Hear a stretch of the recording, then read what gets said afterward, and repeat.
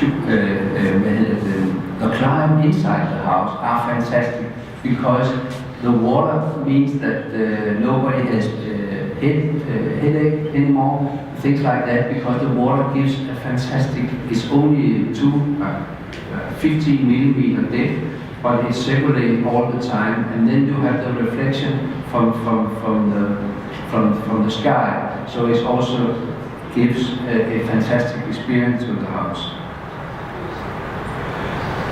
After this house, I did a headquarters for Bang & Olufsen, a Danish design company, and they actually, in that period, they were very popular all over the world, and they were very well known for this human, you could see, identity of how to behave with television and radios and things like that. So they developed this remote, which became very famous and very in the design world.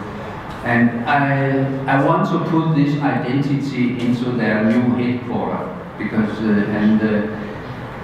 you see here, but again it has a lot of do. I try to deal with the light and the texture and the landscape. You should think about this like a very open landscape this way, very small hill, the whole as long as you can see. And here we have the factory, which goes like to here. But in this area here down, we have the sea, so they could do actually it's a construction like we normally use for bricks, bridges. There is five cables here in steel and 6 here in all pillars, and then everything is banded and with big cables and glued it with concrete. So everything is, the whole house is hanging in the air, how to speak. And the idea is to rise the people up and work in the light so they can look all over the sea and the hills.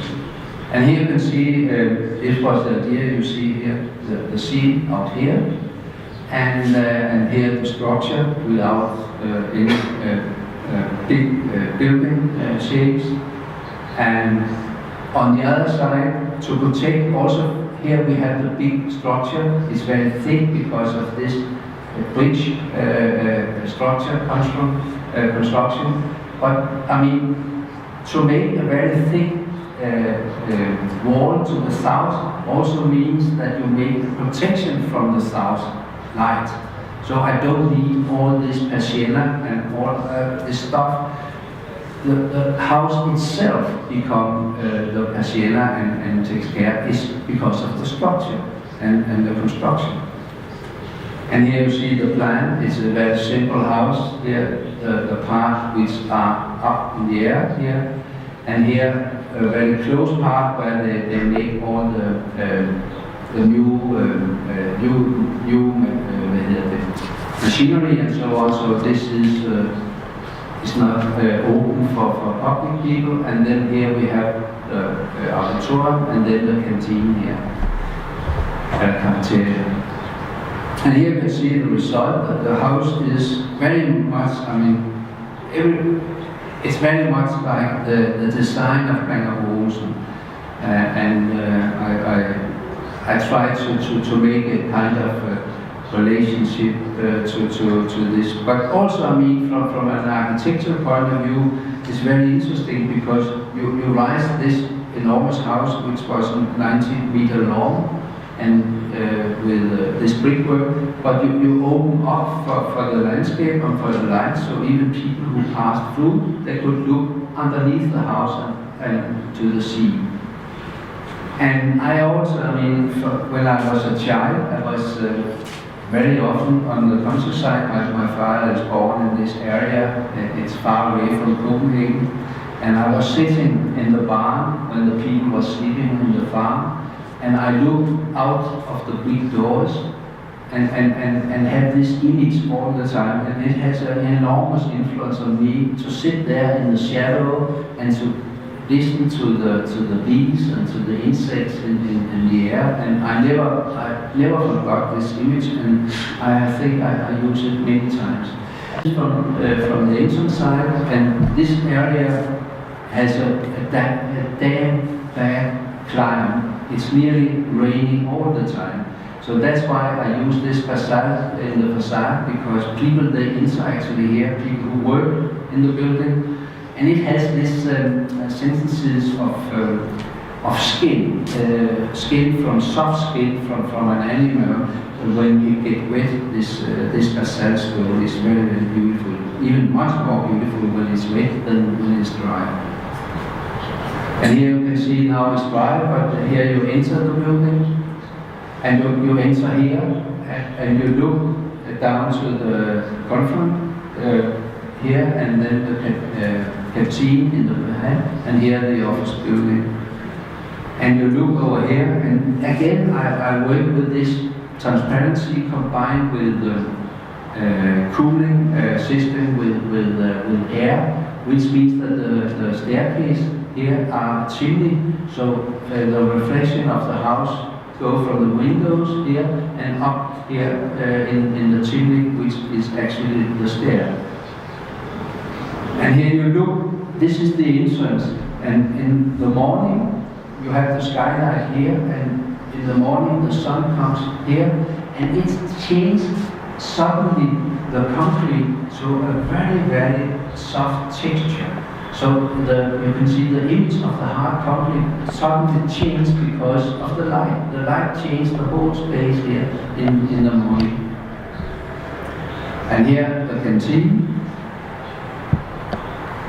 And here you can see again, now we look back on the same wall in the middle of the day, and you can see how it's not that there's nothing wrong with the it's a very beautiful insulate concrete wall, but I mean now it's very clear, it's very dramatic in a way, it's very cool and very beautiful and precise. That's what's the word. And here you go up to the meeting rooms. They're in here, and here there is a filter for the light, which means that I have an idea that when people they deal with this area, when they make a pause in the meeting, they stand here, and I have an idea that this soft light, where the result of this reflector gives them a good behavior in the meeting. That's something I want to believe in. And here you can see the staircase up to the meetings. And here we are on our way to the office building. And here you can see, and here you can see the staircase at top. This you should imagine in the afternoon. This is nearly red, rosa red, because the sun comes here, and when the sun goes down, it became red, and then everything changed here. So this, you can see, not coloring area became very red in the evening. And here the design of the staircase follows the idea of air and light. So I feel this like a part of the sky when it goes up here. So it transforms itself to be this following the idea of the house, which are a part of circulation with fresh air and reflecting light. And here also you can see that the building reflects the area and the landscape, and here it also reflects itself. So here you can see, and the whole idea with this house was to continue in a traditional farm in this area. There were always three houses, and I had this idea that like a farmer, you can see when the farmer, he was in the barn, the wife could follow him from the kitchen, and we have this open space in the farm scheme where everybody can look up each other. And here you can see, here, this is actually a result, And people, I think that they behave very well here. They are up in the light and they can look all over the landscape. And to take care of the image and the intimacy again, I create this furniture in a more sculptured way, so that when you look up, you cannot see the legs, and you have a privacy underneath the tables. I mean, and even the closet, it makes it more intimate where you are sitting, even you are sitting in an open space. So you could say that there is a rhythm in light, in atmosphere, in privacy, and here by night. And here you can easily see how it takes place. The facade is not anymore here, it's inside. It's the sculpturing of the furniture which actually became the facade. And now here I did a very small house a year or some years after. This is for the son of the founder of Bang & Olufsen, and he wants a guest house. And of course, again, I was thinking about the design of the image of Bang & Olufsen, and draw a house which is one open window to the light and to the view to the sea. But here you can see, actually, it started. He had by himself this Philip Stark bath some years before, and he didn't know what to do with it. And then he said, if I could make a house for this then bath, then he would be happy. So I mean, so this is all about this bath. This is actually placed here, and then is an open space. And here in this end, the sun rises is east, and you can sleep here. You go out. You have a closet here where you can. It's deep, so you can change summer and winter. You have the toilet, and here you have the bath.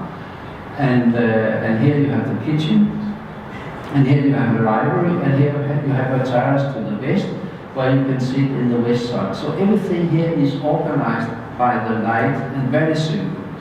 And it's situated, you can see here in the situation, so you don't need windows in this end. And then it has something to do with how to design. In this area, it's a very poor area in history, and there was fishermen and farmers, and they create their houses with storerooms in the facade so that it isolates themselves from the cold. So I took this figure into mind and created a house in the same way. Here you see, and it's a very simple house. It's only effect. Everything was drawn here, the kitchen and fireplace, everything by us. Yeah. So very, you can just close for the light. Yeah.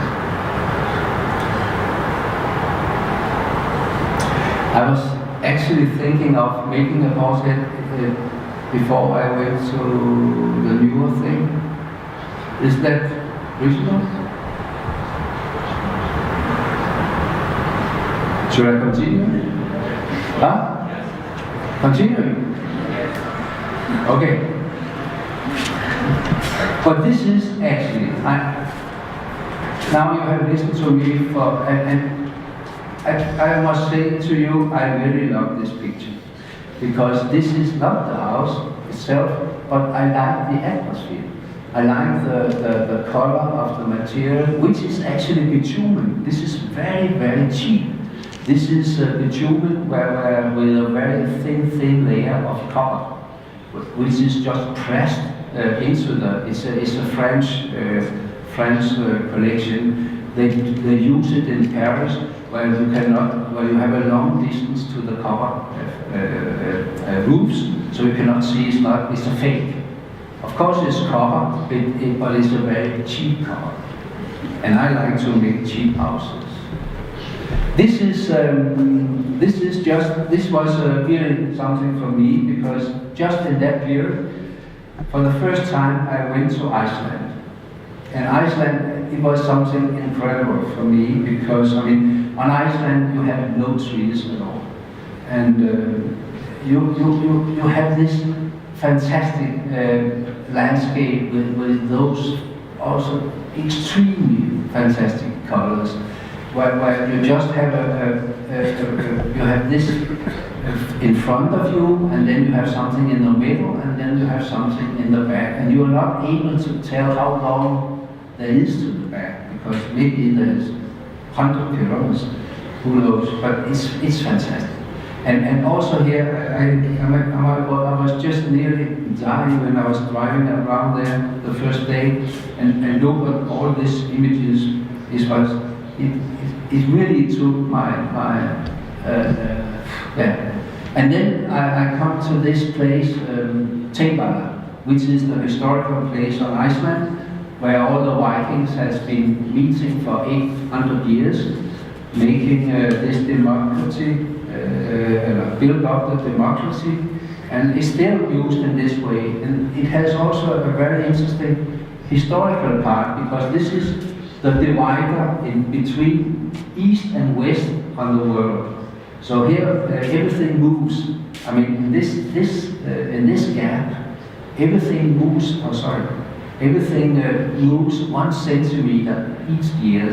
So separate more and more and more, which means that here you can really see the forces on the earth, and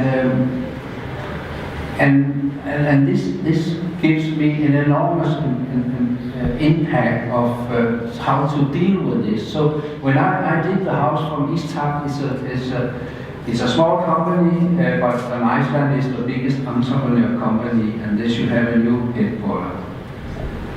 I must say, I will tell you later. But anyway, this is the parking cellar. I did a parking cellar to get rid of all the cars. I couldn't dare, because on Iceland you always have been just building on the countryside. And I think it's the worst place in the world at the moment. There's so much bad architecture, because Icelandic architects, they have been traveling to United States very cheap, and they get so much influence, and then they occupy everything and they take it back, and then they make terrible things. So I said to myself, I want to do something in the Icelandic way, the way that it always has been thinking. So I said, few materials, work on the land with no images of cars and things like that. So this is the car setup. Here we go up in the kloof. This is the in the divider in light. And this is actually the reflection from Søndergaard, because there was this dividing in light in the landscape. So it became like this, and then in the top like this. So I tried to make a picture of what I have seen. So here, this is actually the divider, 2 staircases, and then you can turn around this area, and this is glass roof floors.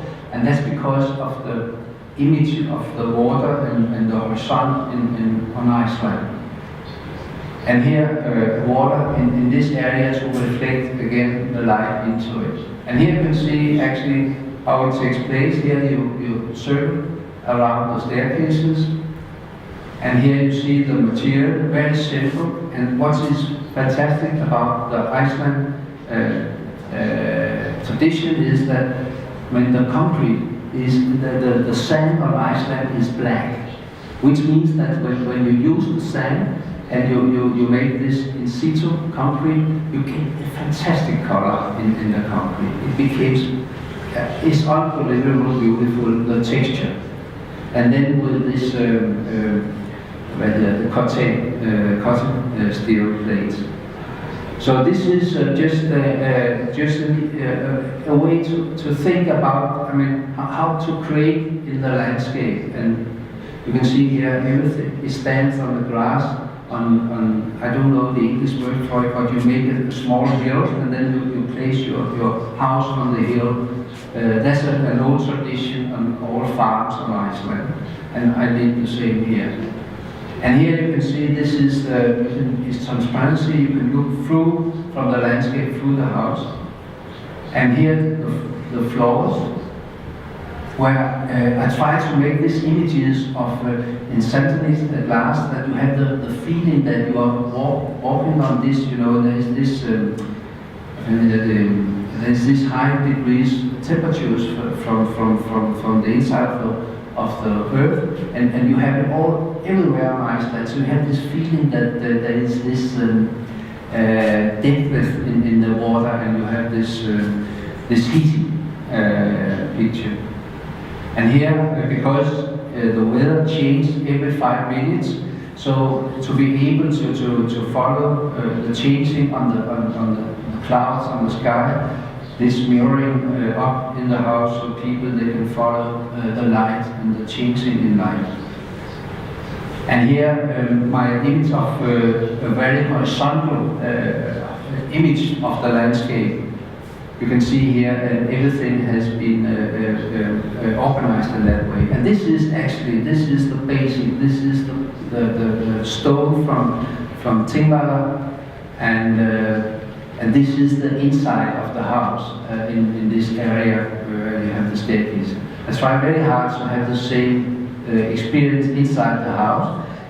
The big horizon in the light and the texture in the materials, and here you can see that it takes place in there. And this is, you see here, the divider and the horizon. And here is how it looks in the night when you. So this is the impression I really want to do in light in the architecture. And now to totally different, we did the metro in Copenhagen, and we also have here an idea that we want to transform the daylight deep into those stations. The station in Copenhagen is not so deep as yours here in Moscow. They are only about 30 meter deep, but actually it's rather deep, and we have this. We work with this scheme with some German company who actually help us. But we make a lot of we make kind of light reflection here in the top, on the ground in the city, as on the floor in the city, and then we could transmit the light into the depth of the metro.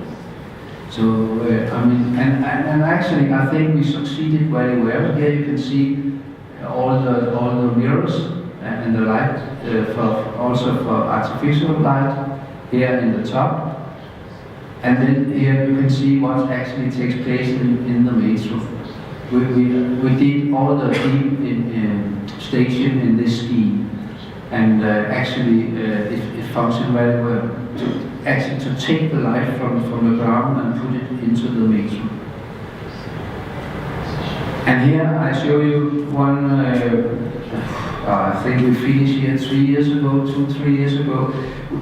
It's a school in Ørsted. There's a new city south from Copenhagen. There's a new town, city. And we should create a school in 8 levels. In the middle of this new town, and you can see here, you see the facade, and the idea was actually to create an external space on the facade, so all the children, how to speak, were in the facade in the daylight. So you can see here you can see, so we make this facade where everything takes place here, so you can look out everywhere. So actually, you can see those two guys here. I mean, you have this influence of light and view in the whole facade. And here is actually how it takes place in night, because there is a computer system changing the lights, the whole as after the official light after daylight, but it's more gimmick than I think it's. I don't know how interesting it is, but here you see, this is the shape of the classroom, where we have a lower part here, and the children can actually, they can sit here and make group work, and then they are on a higher level here, there is a normal classroom. So we have two kind of intimacies, a very open part which takes place in the facade with the light, and then we have a more closed part where it's not so of light. Here you can see, you look into the classroom, we have this part in the facade out here, and then we create some doors here which actually we are able to move. So I mean, those big doors you can see here, they can be they are dynamic, so that you can change the whole space so that inside became outside, and the area in between here you can see all the closet became furniture where the children sit in the morning. They are here, but they are just sculpturing the room. Everything is floating here. So this is really a very optimal way to work with the light in the school, which you can see is on verticals. And here you can see actually what's happened. The children are sitting here, enjoying life, looking out. They can even see the parents, and then you can see here a traditional situation here where they're sitting in group work. And here, because the house, so that the outside space for the children is also terraces up in the house. There's three of those terraces, and you can see you look out in the small scale city here. And now, I mean, this dealing with the light became maybe even very important for me in 2001. This was the day before, this picture is taken the day before Midsummer in Denmark. Midsummer is something we really separate in Denmark. We have some ends where we make fire and get ourselves drunk and things like that. But this is the day before, and this is a very, very, very important season because this is where everybody is very optimistic and everything is very much based on this north situation where the light is continuing the whole night nearly. And I was standing here, and why I was standing here was that I was supposed to make a church on this area, just here. And of course, immediately it comes to you when you should create a church. Here you have the sky, and here you have the horizon. I mean, it seems very simple. You have to make a church which could, in some way, could rise its hands to the sky and be a part of the sky, and then in the same way use the beautiful view to the fjord. And here, I mean, and to start with, we created a very small model. It's 1 to 500, and it was actually this model we were, and then I tried to convince, I don't know the English, but the core, the church people, there was 25 of them, tried to convince them that we should make a church in glass fiber composite. Because with glass fiber composite, we could make it happen that we could get rid in the sky because the material is translucent. So actually, the image of this small model, and I said to them, we will never have a symbolic thing in the church. The church should be totally clean for everything. And the symbolic should be in the shape of the church itself. So actually, the small model helps us to start with, to tell the story. No drawings, nothing, just the small model. And here, I mean, this was the dream. I found this place where the fiber, and then we make models in the studio, try to find out how to act with the light through the year, and what could take place here. So this was just modeling with light, you can say. And here you can see this is we start making new models, and the whole idea was to find this, to follow up these materials, which has an opportunity, where we have an opportunity to work with architecture like it was a furniture. And so we were able to make it so sharp, so all the corners was like how you deal with furniture. So the church should be totally clean from any kind of tectonic mistakes or something like that. And here you see the drawings, very simple. You enter here the cross. This is the cross and the roof. This is what we call the side ship and the main ship. And here there can be 450 seating members. And here you have the priest. And here you see actually this is the mark, and this is actually when it was finished. I have a friend, he had a small helicopter, and he sent this to me once. He said, I was flying over the church, and what was really interesting to me is that there is such a connection with the small model and the result of the whole building. You can't see, there's nearly no difference if you look at it. And I think that's maybe what is the most important part of our profession as architect, that we are able to deal with the idea to the end, and not being nervous in any way, but just follow our ideas. Yeah, and now you can see this is the internal space, and you can see this is the opposite of a Catholic church, I have to say. This is a church like the old church in Denmark, churches in Denmark on the countryside, and I love them because they were without anything. They were just totally to the bones. There's nothing here. There's only the walls. There's only this texture, and then you have the light, and you have nothing else to play with. And this is a small entrance to the core where the singers stand. And here you can see the sculpture in the landscape, and it's just stand there. It's very simple. Everybody understands now this is a church. They can see there is a tower. They can see that. You can see it.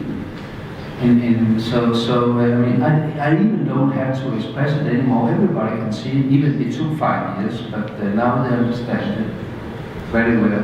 And here you can see this is what I really like about this. That you can work with the detail to the smallest scale. And what's also very interesting about this material is it reflects, even small reflection from the windows. You can actually see it in the surface. And from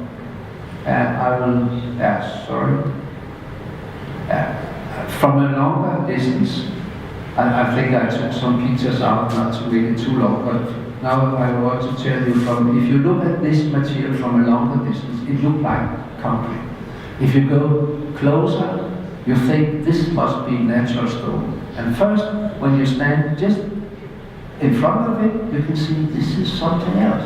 And then you can see all the fibers in the structure. So I find it very interesting. I also now work with the design part of our school, how to develop new things in this material. I think it's here this kind of material can combine design, textile, artists with architects. And here you can see the atmosphere of the chairs and the place for the priest. And here the lights on the wall, and here all the structures. It's a very, it's not very expensive. Everything here is very, very cheap, very expensive. Cheap.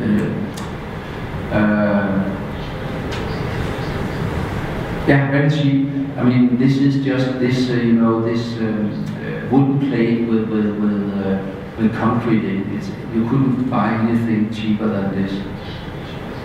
And now, just because this is something which I found out here, in the last 2-3 years, and which in this field I really work now, because when we are dealing with the landscape and we are dealing with texture and material, I find it so interesting I must say, I think as architects we are able to make paintings in a structural way. We are able to do things where just look at this. This is people going to the church, and in this weather, this is, I think it must be September or something like that, but you have this high concentration of water in the air, and you have this volume. I think it's really interesting to me that we are able to work with this much more than that we figure out how to make everything so interesting in complexity and colors and things like that. I think that it's in this area we can find the meaning of what we are doing. And here I jump to another project, because now I start here because this is actually a big factory laying in an open land, and they produce this material. And you can see here what I try to say, that in the morning, when you came to a building like this, you find it in this way, because it's like it's not awake enough, it's still sleeping, because it's standing there in this beauty of water and things like that, and then suddenly it rises itself, and because of the light comes above on the sky, and everything changes, and suddenly you have the shape of a big building. It's 300 meters long, and it's a production building, and here suddenly it appears, and then when the sun comes, even this texture, which are more or less light green, it becomes warm, and that's what I tried to talk about before, because the light, the sun itself can change the shape of a building totally. The idea with this building is that they produce inside here, and this is 3 enormous roof lights taking light from the north into the production. And here we have meeting areas where everybody can go out and be a part of the landscape. So here 4 levels, and here 3 levels and 2 levels of meeting rooms outside, you can say. The whole idea was to make a cut. There was a scheme of this production. It's 300, as I said. The whole thing is 300 meters. I think about here is about 150 meters production. And there was a scheme how it should be organized, and I don't want to tell about this, but my idea was, in the first place, if you are able to put everybody in the top of the building in the light, and then we have a play in Denmark saying that the earth is poisoned, so you don't have to touch the earth. And my idea was the same here, that you are like in the airport, you have bridges and then you enter. But it was all too crazy in ideas, so we end up putting all the in this facade you have research people and administration people and things, and then you have the production in this area. You have cars standing inside the figure. I don't want the cars here. It has to be hidden in the big scale. And here you have storerooms for things, and here you cover the materials and put it, and here you produce, and then it goes out here. Very simple scheme. But and I don't know, but I want to tell you that for me, it's very important to be a part of this. I always take part in the building side. For me, it's so fantastic, inspiring to take part in this, because I develop a lot of things for the next project. If I don't know anything about it, I cannot be the same architect. So I always take part in this, more or less. And here you can see the idea of it became the roof line itself for the production, became the identity of the building. And you can see here, and this is from the other side. And here you can see, actually, we also designed the structure for the steel, of course, with the engineer, but you can see already here the architecture scheme is also the structural scheme in the whole thing. And actually, we got the Peer Steel Award for this because we use this steel than normally in this project at all. How it actually it takes part in the big landscape. And you can see that there's a motor road over here, so it's situated to the motor road. And for me, it's very important that there's no sign on this building, nothing. There's no sign telling who's living here. And that's, for me, it's very, I really hate the wayfinding. I think architecture itself should leave, it should be so, in a way, so practical in all means that you are able to find a way, maybe with a texture, maybe with a light, whatever, but you should not be able to make a lot of signs to say how to go and how to act in architecture. And here you can see this is the interior space, this is the production, and you see here everybody is in the same space. Of course there is a glass room here, a glass wall here, because the smell of this production, you're not able to sit here. But anyway, from a more overall view, everybody is sitting in the same space. And here you can see how you enter. You can go out to the meeting room and you enter up here, and here you actually are close. And here you can see the meeting room are hanging outside the building. So actually the people, they can have this recreation outside, so that became a part of the big landscape instead of just staying in the production all the time. And this is how actually this is the effect in the evening.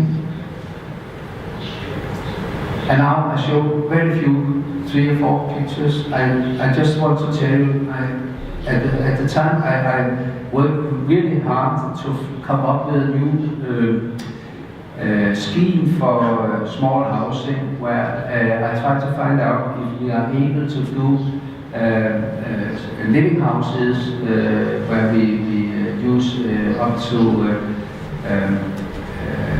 80% of the land occupied there for living. So I mean, as less as more we take from the land. And the idea is to make very, very narrow spaces and then play with the light. Again, very small gardens here inside, and then use the trees as reflectors, so that you can make a fantastic environment, not having an normal landscape. You don't have to use so much space. And here from the other side, this is only sketches. They're only 2 weeks. It's just some ideas. And there's no client and nothing, it's just a way to think. And then I have an idea to do it in 2 levels, so when you come up, and so actually this gallery also made light to the space underneath, but when you come up here you see a new level, so you can actually make very dense small cities in the landscape, where you have an idea of being in a privacy, even you are living very, very dense. So this intimacy and light means a lot in this project. And then I'll just show you, I did here in, I think it was in '94, the Danish, in a little extension to the Danish embassy here in Moscow. This is the Danish embassy in Moscow, which actually was Norwegian, I think, some years ago, but now it's Danish. And I did this very, very small extension, and it has been built. But and again here, I played with the light, and then I did it in the round here, so you was sitting here in the surface of the garden, and you look out. And now I just want to show you the last one, which is actually, this is what's come out of this project. And for me, it became, I have never seen it finished, I must clear. But I was really, it was the building, the man on the building side, he sent me this picture. And I must say I really appreciate that, because this picture became very important for me, because I think the simplicity in this, and this total, not this very, very calm, small building, digging in the ground, you can look out to the surface, and those beautiful trees standing here in the middle and reflects the lights, and I think it's marvelous, this picture, as a picture, and I use it very often. Thank you.